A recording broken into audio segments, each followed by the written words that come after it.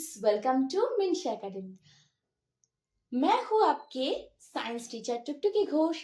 आज हम जिस टॉपिक के बारे में पढ़ने जा रहे हैं उस टॉपिक जिस चैप्टर का अंतर्गत है, जिस चैप्टर का पार्ट है, उस चैप्टर का नाम है एटॉमिक स्ट्रक्चर। ठीक है, तो हम आते हैं फिर अपने टॉपिक के। इस टॉपिक का नाम है बोर रदरफोर्ड परमाणु मॉडल। तो बोर रदरफोर्ड परमाणु मॉडल को समझने से पहले हमें ये समझना होगा कि ये बोर कौन है और ये रदरफोर्ड कौन है। ठीक है, तो बोर का पूरा नाम है नील्स बोर। ठीक है, ये डेनमार्क के एक साइंटिस्ट है। ठीक है, और रदरफोर्ड ये है रदरफोर्ड। ठीक है, रदरफोर्ड का पूरा नाम है अर्नस्ट रदरफोर्ड। ठीक है, तो रदरफोर्ड न्यूजीलैंड के एक साइंटिस्ट थे। ये बोर और ये रदरफोर्ड मिलकर हमें एक परमाणु मॉडल दिए थे ये लोग। ठीक है, इस परमाणु मॉडल को हम समझेंगे। इसके पहले हम समझने की कोशिश करते हैं कि ये परमाणु क्या है। ठीक है, हम आप ये सब ये जो आसपास में आप जो सब चीज देख रहे हैं ना, वो सभी परमाणु से गठित है। ठीक है, तो परमाणु बहुत ही छोटा कणाएं हैं। हम कणा भी नहीं बोल सकते, इसे पार्टिकल्स भी नहीं बोल सकते हम। ये बहुत ही छोटा होता है। ठीक है, तो हम तो इसे देख नहीं सकते, तो इसलिए हमें सोचना पड़ता है ये कैसा होगा। ठीक है, तो बोर और रदरफोर्ड ने हमें एक मॉडल दिया था कि परमाणु के अंदर कैसा है, परमाणु कैसा होता है। तो इस परमाणु मॉडल को हम आज पढ़ेंगे कि परमाणु कैसा होता है। ठीक है, तो परमाणु मॉडल हम पढ़ने जा रहे हैं। तो ये आप जो देख रहे हैं स्क्रीन पर, ये है बोर के दिए गए एक परमाणु मॉडल। ठीक है, 1915 में बोर ने हमें ये परमाणु मॉडल दिया था। ठीक है, और ये है रदरफोर्ड का परमाणु मॉडल। बोर के परमाणु मॉडल से पहले ही रदरफोर्ड का परमाणु मॉडल आया था, पर रदरफोर्ड की परमाणु मॉडल में कुछ तो गलती थी, इसलिए बोर का परमाणु मॉडल आया था। ये है रदरफोर्ड का परमाणु मॉडल। आप जो देख रहे हैं, ये जो मिडिल में है, इसे कहते हैं न्यूक्लियस। ये है पॉजिटिवली चार्ज, और जो बाहर ये जो घूम रहा है ना, इसे कहते हैं हम इलेक्ट्रॉन्स। ठीक है, ये है नेगेटिवली चार्ज। तो इस परमाणु मॉडल में क्या गलत था, ठीक है, जिसके लिए हमें और एक परमाणु मॉडल का जरूरत पड़ा। आप देख रहे हैं, ये जो इलेक्ट्रॉन्स घूम रहे हैं, घूमते घूमते रदरफोर्ड ने कहा था कि वो अपना एनर्जी एमिट करेगा, छोड़ देगा। अगर वो अपना एनर्जी छोड़ रहा है तो क्या होगा, उसका एनर्जी कम होता जाएगा और फिर वो न्यूक्लियस से टकरा जाएगा। अगर इलेक्ट्रॉन और न्यूक्लियस टकरा जाएगा तो क्या होगा, न्यूक्लियस ब्लास्ट हो जाएगा और ये परमाणु भी नष्ट हो जाएगा। ठीक है, अगर परमाणु ही नहीं रहेगा तो आप कैसे रहेंगे? आप सोचिए, हम सब तो परमाणु से ही गठित है ना, तो अगर ये परमाणु ही नहीं रहेगा तो हम सब कैसे हैं? अगर हम सब यहाँ जिंदा है, ठीक ठाक है, तो इसके मतलब है कि रदरफोर्ड ने ये गलत कहा था। ठीक है, तो अब हम आते हैं बोर का परमाणु मॉडल। ठीक है, बोर ने हमें क्या कहा था, इस परमाणु मॉडल को 1915 में दिया था। आप जो स्क्रीन पर देख रहे हैं, यही है बोर का परमाणु मॉडल। तो आप अगर ठीक से इसे देखेंगे तो आपको समझ आएगा, ये परमाणु मॉडल कुछ हमारा सोलर सिस्टम से मिलता जुलता है। आप अगर ध्यान से देखेंगे इसे, तो ये जो मिडिल में जो न्यूक्लियस है, इसे न्यूक्लियस कहते हैं, ये पॉजिटिवली चार्ज है। ठीक है, और ये जो ये जो व्हाइट वाला ये जो है ना सर्किल, इसे हम कहते हैं ऑर्बिट और कक्ष। ठीक है, तो ये जो मिडिल में आप देख रहे हैं, इसे कहते हैं न्यूक्लियस। ये कुछ सूर्य और सान से मिलता जुलता है ना। ये सान है और ऑर्बिट में वो हमारे जो प्लैनेट्स है, हमारे जो ग्रहों है, वो सब क्या करता है, इस ऑर्बिट में रोटेट करता है। राइट, आप समझे होंगे। तो ये जो बोर का जो परमाणु मॉडल बोर ने हमें दिया था, वो एकदम से हमारी सौर जगत जो है, सोलर सिस्टम से बहुत मिलता जुलता है। ठीक है, तो ये है न्यूक्लियस, ये सान के जैसा है, और ये जो इलेक्ट्रॉन्स है ये ग्रहों के जैसा रोटेट करता है, ठीक है। तो हमें बोर ने कहा था कि ये जो हर एक आप देख रहे हैं ये जो कक्ष है, इस कक्ष का एक एनर्जी होता है वो फिक्स्ड होता है, ठीक है। हर एक जो कक्ष है उसका एनर्जी क्या होता है, फिक्स्ड होता है, नहीं चेंज होता है, ठीक है। तो electron moves in a free fixed orbit, ठीक है। और हर एक जो लेवल है उसका फिक्स्ड एनर्जी लेवल होता है। जो फर्स्ट जो कक्ष है, फर्स्ट जो ऑर्बिट है उसका एनर्जी से सेकंड वाला का एनर्जी ज्यादा होता है, सेकंड से थर्ड वाला का एनर्जी भी और ज्यादा होता है, ठीक है। तो पहले से दूसरा का एनर्जी ज्यादा होता है, दूसरे से तीसरा वाला का एनर्जी ज्यादा होता है, ये बोर ने हमें कहा था, ठीक है। अब हम आते हैं बोर के तीनों पोस्टुलेट्स के बारे में। ये पोस्टुलेट्स होता है, ये पोस्टुलेट्स है जो कोई साइंटिस्ट जब कोई बात कहता है अगर वो सच है, ठीक है, कोई बात कहता है अगर वो सच है, सब उसे सच मानते हैं, तो उसे पोस्टुलेट्स कहा जाता है, ठीक है। तो पहला पोस्टुलेट बोर ने हमें कहा था, in an atom electrons revolve around the positively charged nucleus in a definite circular path called orbits. ये जो न्यूक्लियस है ये पॉजिटिव है, इसके आसपास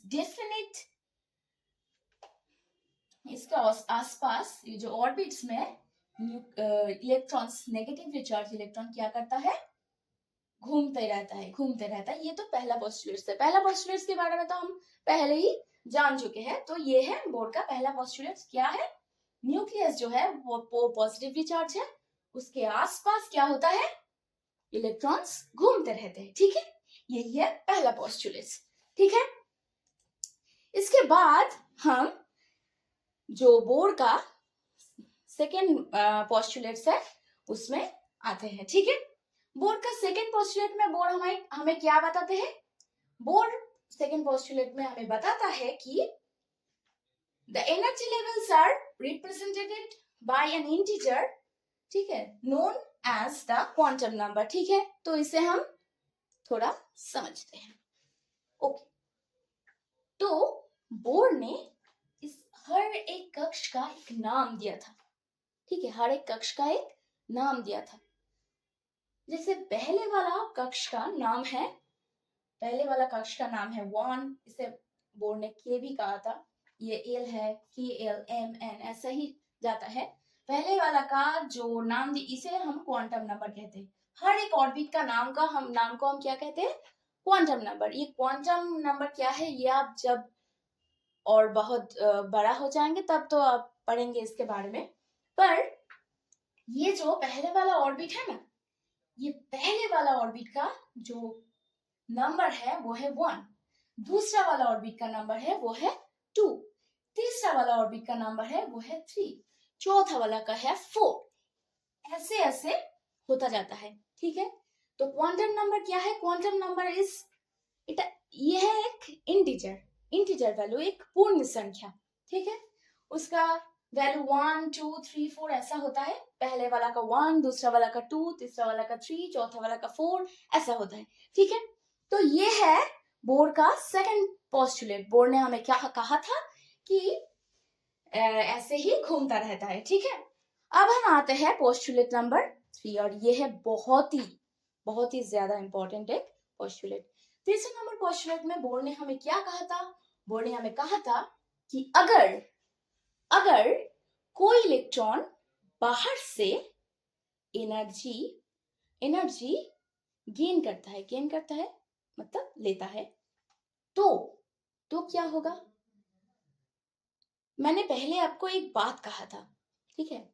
अब अगर आपको वो पता है तो मैं उसे दोहराती हूँ कि पहले वाला का जो एनर्जी है उससे ज्यादा दूसरा वाला का है, इससे ज्यादा इसका है, इससे ज्यादा इसका है, इससे ज्यादा इसका एनर्जी है, ठीक है।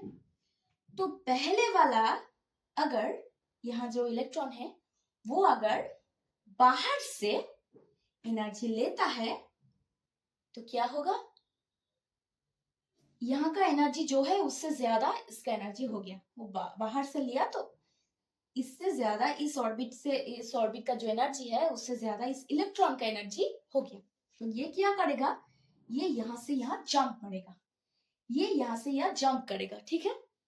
ये इलेक्ट्रॉन एनर्जी गेन करने के बाद यहाँ से यह क्या करेगा, जंप करेगा, ठीक है। यही है थर्ड पोस्टुलेट ऑफ बोर, ठीक है। और अगर इस इलेक्ट्रॉन, अगर ये है इससे ये हायर एनर्जी लेवल पर है और इससे ये और भी हायर एनर्जी लेवल पर है, इससे भी और भी हायर एनर्जी पर है। अब सोचो एक इलेक्ट्रॉन है जो हायर एनर्जी लेवल पर ऑलरेडी एग्जिस्ट कर रहा है, वो अपना एनर्जी छोड़ने के बाद, सोचो ये है अपना एनर्जी कुछ लूज कर दिया, ठीक है, अपना एनर्जी खो दिया।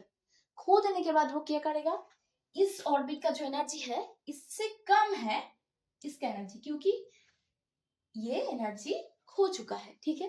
तो ये क्या करेगा, उससे कम एनर्जी लेवल पर जंप करेगा, क्योंकि इस इलेक्ट्रॉन से इस ऑर्बिट का मैच नहीं हो रहा है एनर्जी। पर अगर यहाँ जंप करेगा तो क्या होगा, इससे इसका एनर्जी मिलेगा, ठीक है। तो बोर के तीनों पोस्टुलेट में हमें क्या पता चला है, बोर के तीनों पोस्टुलेट को हम फिर एक बार अच्छे से समझ लेंगे, ठीक है। तो बोर का पहला पोस्टुलेट हमें बताता है कि हर एक इलेक्ट्रॉन एक फिक्स्ड कक्षपथ में, एक फिक्स्ड लेवल पर, एक फिक्स्ड ऑर्बिट पर पॉजिटिवली चार्ज न्यूक्लियस से न्यूक्लियस के आसपास क्या करता है, रोटेट करता है, घूमता रहता है। सेकेंड पोस्टुलेट हमें क्या कहता है कि हर एक ऑर्बिट का एक नंबर होता है, क्या है, पहला ऑर्बिट का नंबर 1, दूसरा ऑर्बिट का नंबर 2, तीसरा ऑर्बिट का नंबर 3, ऐसे ही होता है। और तीसरा पोस्टुलेट हमें क्या कहता है कि अगर किसी इलेक्ट्रॉन का बाहर से वो एनर्जी गेन करता है तो क्या करेगा, वो वहां पर और नहीं रहेगा। हाँ, मैंने बहुत सारा मेरे पास बहुत सारा पैसा आ गया, मैं कोई अच्छे जगह, बेहतर जगह में चले जाऊंगी, ऐसे। मैं सोचो मैं हूँ एक इलेक्ट्रॉन, तो मेरा पैसा आ गया वो एनर्जी के फॉर्म में, तो मैं क्या करूंगी, मैं जहां पर हूँ वहां से हायर एनर्जी लेवल पर शिफ्ट हो जाऊंगी, ऐसे मैं शहर में शिफ्ट हो जाऊंगी। तो ऐसे, तो अगर एक इलेक्ट्रॉन का क्या होता है, एनर्जी गेन होता है, तो वो जहां पर है अभी, वहां से दूसरे कक्ष पे, दूसरे जो ऑर्बिट है वहां पर क्या करेगा, वो जंप करेगा। अगर इलेक्ट्रॉन का एनर्जी लूज हो जाता है तो वो क्या करेगा, वो जहां पर हायर एनर्जी लेवल पर है वहां से लौट कर और फिर कहाँ आएगा, फिर उसके जो लोअर एनर्जी लेवल पर है वहां पर चला आएगा, ठीक है। इसके बाद हम जो पढ़ने वाले हैं वो है बोर का परमाणु मॉडल का कितने भाग है। बोर का परमाणु मॉडल 2 भागों में विभक्त है, क्या है, पहला भाग है न्यूक्लियस और दूसरा भाग है न्यूक्लियस का बाहर में इलेक्ट्रॉन, न्यूक्लियस का बाहर में इलेक्ट्रॉन, ठीक है। इसे हम एनिमेशन के थ्रू अच्छे से समझने की कोशिश करते हैं, ठीक है। चलो, तो आप ये मॉडल को देखिए इसे, तो मैं अगर आप ये अगर देख सकते हैं, हाँ, तो ये जो रेड वाला और ये जो ग्रीन वाला ये जो बॉल्स है ना, ये पूरा है, क्या है, ये है न्यूक्लियस, ठीक है। और ये जो ऑर्बिट में घूम रहा है ना, ये जो नेगेटिव नेगेटिव वो जो येलो वाला बॉल्स, वो क्या है, वो है इलेक्ट्रॉन्स। तो न्यूक्लियस के आसपास क्या करता है, इलेक्ट्रॉन्स घूमता रहता है, ठीक है। न्यूक्लियस के आसपास एक गोल गोल सर्कुलर पाथ में क्या करता है, इलेक्ट्रॉन्स घूमते रहते हैं, ठीक है सर, ठीक है। तो हम पढ़ेंगे ये जो व्हाइट वाला और जो रेड वाला है ना, इसे हम कहते हैं इलेक्ट्रॉन्स ऑर्बिट, ठीक है। और ये जो मैंने पहले भी बताया है, ये जो येलो वाला है जो घूम रहा है, ठीक है, इसे हम इलेक्ट्रॉन्स कहते हैं। और ये जो रेड वाला, ये जो ग्रीन वाला है इसे हम प्रोटॉन्स कहते हैं, और ये जो न्यूट्रॉन्स, ये जो रेड वाला है इसे हम न्यूट्रॉन्स कहते हैं। न्यूक्लियस प्रोटॉन और न्यूट्रॉन से गठित होता है, ठीक है। प्रोटॉन का चार्ज होता है पॉजिटिव और न्यूट्रॉन्स का चार्ज होता है, क्या है, कोई चार्ज ही नहीं होता है। न्यूट्रॉन का कोई भी चार्ज नहीं होता है। प्रोटॉन है पॉजिटिवली और न्यूट्रॉन का कोई भी चार्ज नहीं होता है। इसलिए प्रोटॉन का पॉजिटिव है, न्यूट्रॉन का कोई चार्ज नहीं है, दोनों मिलकर न्यूक्लियस को ओवरऑल क्या बनाता है, पॉजिटिव बनाता है, ठीक है।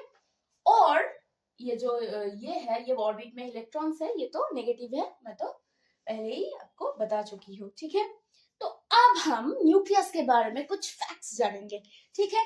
तो चलो हम न्यूक्लियस के बारे में कुछ फैक्ट्स जानते हैं। आप इस एनिमेशन में अब देख रहे हैं, ये वाला पार्ट है ना, ये जो ब्लू वाला बॉल जो घूम रहा है ना, ये क्या है, ये है इलेक्ट्रॉन्स है।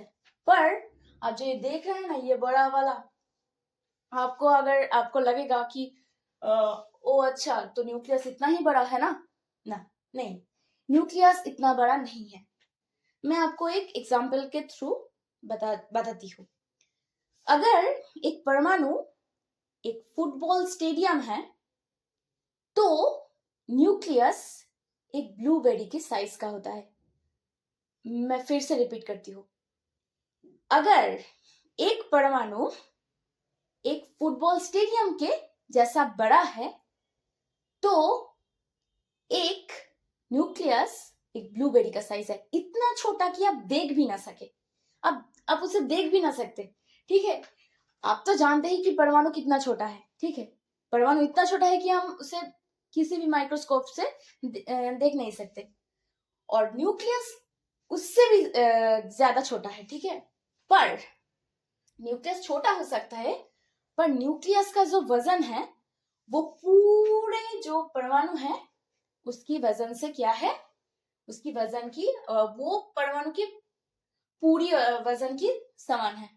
मैं आपको बताती हूँ, जो परमाणु का जो पूरा वजन है वो अगर 100 ग्राम हो, इतना ज्यादा नहीं होता है, मैं आपको जस्ट बताती हूँ, 100 ग्राम हो तो 99.9 ग्राम सिर्फ न्यूक्लियस होगा, और वो जो 0.1 होता है ना, वो बाकी जो इलेक्ट्रॉन्स का है उसका वजन होगा। तो न्यूक्लियस हो सकता है न्यूक्लियस इतना छोटा हो, पर वो जो पर उसका जो वजन होता है ना, वो बहुत ज्यादा होता है। किसके लिए? क्योंकि न्यूक्लियस के अंदर क्या क्या होता है, मैंने पहले भी आपको बता चुका हूँ। मैंने आपको बताया है कि न्यूक्लियस के अंदर होता है न्यूट्रॉन्स एंड प्रोटॉन्स, ठीक है। और न्यूट्रॉन एंड प्रोटॉन बहुत बहुत ज्यादा भारी होता है, ठीक है। और इलेक्ट्रॉन्स का कोई ज्यादा वजन नहीं होता है। इलेक्ट्रॉन्स बहुत ही हल्की होती है, ठीक है। तो आप समझ चुके हैं कि 100 ग्राम अगर होगा एक परमाणु, तो 99.9 ग्राम, ठीक है, 99.9 ग्राम होगा सिर्फ न्यूक्लियस, और 0.1 होगा वो जब, और बाकी जो परमाणु के जो इलेक्ट्रॉन्स है वो सब कुछ मिलकर 0.1 होगा, ठीक है। पर न्यूक्लियस बहुत छोटा है, बहुत छोटा, एक फुटबॉल स्टेडियम में एक ब्लूबेरी के जैसा, ठीक, एक वो जो दाना होता है मटर, उसके जैसा, ठीक है, इतना छोटा है न्यूक्लियस। अब फुटबॉल स्टेडियम में एक वो ब्लूबेरी होगा तो आप उसे देख नहीं पाएंगे, ठीक है। तो इतना छोटा है। तो ये टॉपिक आज के लिए खत्म है। तो मिलते हैं नेक्स्ट टॉपिक के, ठीक है। हम नेक्स्ट टॉपिक में आपसे मिलते हैं।